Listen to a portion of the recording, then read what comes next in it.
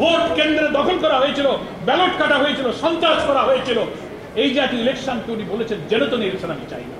তার অর্থ এই না যে আমরা নির্বাচন চাই না, নির্বাচন পিছাতে বলেছি, নট দ্যাট। এইটা তো গণমাধ্যমেই মধ্যেই এইসব টুকটাক কথাবার্তা ছড়িয়ে যায়।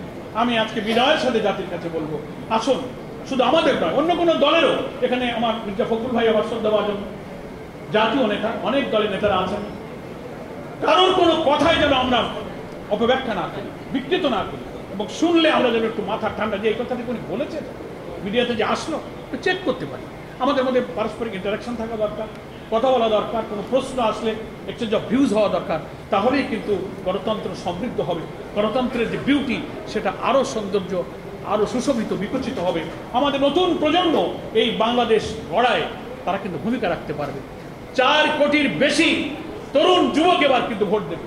ফলে তরুণদেরকে আকৃষ্ট করার জন্য আমরা যারা রাজনীতিবিদ হিসেবে জাতীয় নেতৃত্ব দিচ্ছি, তারা আমাদের দিকে কিন্তু তাকিয়ে আছে যে ওনারা কি করে, ওনাদের কথাটা কি, ওনারা কি চান। এই ভূমিকাটা কিন্তু আমাদেরকে রাখতে হবে, মানুষ যেন আমাদের প্রতি আস্থা রাখতে পারে। পরিশেষে আমি এই কথাটা বলে শেষ করতে চাই যে আমরা সাংবাদিক বন্ধুদের কাছে ইতিহাসের দিকে তাকিয়ে কিছু ভূমিকা বানানোর জন্য আমি আবারও, আপনাদের জানা আছে আর তবুও আমি একটু রিমাইন্ড করবো যে আমরা যখন পথ হারাতে থাকি, এই জাতির রাজনীতিবিদরা যখন পথ হারাতে থাকে, লক্ষ্য বিচ্যুত হয়, তখন আপনারা আমাদেরকে একটু গাইড দেবেন, একটু অ্যালার্ট করবেন। আপনাদেরকে বলা হচ্ছে ব্যারোমিটার অফ দ্য সিভিলাইজেশন, সভ্যতার ব্যারোমিটার। আপনারা ডাকবেন, বলবেন, মত বিনিময় করবেন।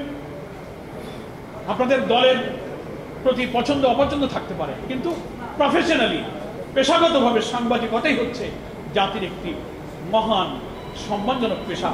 জাতিকে পথ নির্দেশনা, দিক নির্দেশনা দেওয়া, গণতন্ত্রের বিকাশের পথে মুক্ত গণমাধ্যমের স্বাধীনতা, শক্তিকে বৃদ্ধি করার জন্য এটা খেয়াল রাখতে হবে।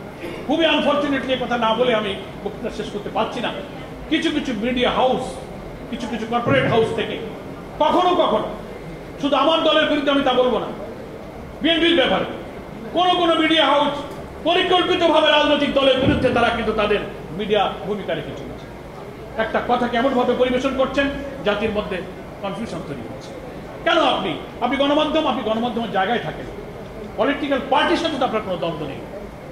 সেই জন্য মিডিয়া হাউস, কর্পোরেট হাউস, যাদেরকে দিয়ে অনেক সিন্ডিকেট হয়, দুনিয়ার এবং দেশের রাজনীতির বহু জিনিস শেষ রাত্রে মিডনাইটে গিয়ে অনেক মিডিয়া হাউসে চা খেতে খেতে বহু কিছু হয়, সেটা ষড়যন্ত্র হতে পারে, জাতির কল্যাণও হতে পারে। কিন্তু এই জায়গাটায় যারা পত্রিকার মালিকানায় থাকবেন, সম্পাদকের দায়িত্বে থাকবেন, সিনিয়র রিপোর্টার থাকবেন, দেশকে থাকবেন, আমি মনে করি আসুন দল মত রাজনৈতিক আদর্শের ঊর্ধ্বে উঠে দেশ হোক আমাদের জন্য আসল টার্গেট। এই ডাইমেনশনে যদি আমরা যেতে পারি, গণমাধ্যমের দায়িত্বে দায় নিয়ে যারা চলছি, তাহলে আমরাও রাজনৈতিক দলের নেতৃত্বে যারা আছি, ইনশাআল্লাহ আমরা আশা করি সংশোধিত হব, মার্জিত হব, গণতন্ত্রের পথে আমাদের ভূমিকাকে বিকাশমান করতে পারবো। অপ্রতিরোধ্য মৃত্যু ভয়হীন চেতনা দিয়ে আমরা যেমন হাসিনার ফ্যাসিবাদকে রুখেছি, আবার সামনের একটি নিরপেক্ষ নির্বাচনের সম্ভাবনাকে যারা রুখে দিতে চাইবে, আবারও সেই মৃত্যু ভয়হীন চেতনা নিয়ে সেই নব্য ফ্যাসিবাদের উত্থানকে আমরা রুখে দেবো ইনশাআল্লাহ। সকলকে ধন্যবাদ জানিয়ে, আজকের আয়োজনকে ধন্যবাদ জানিয়ে আমি আমার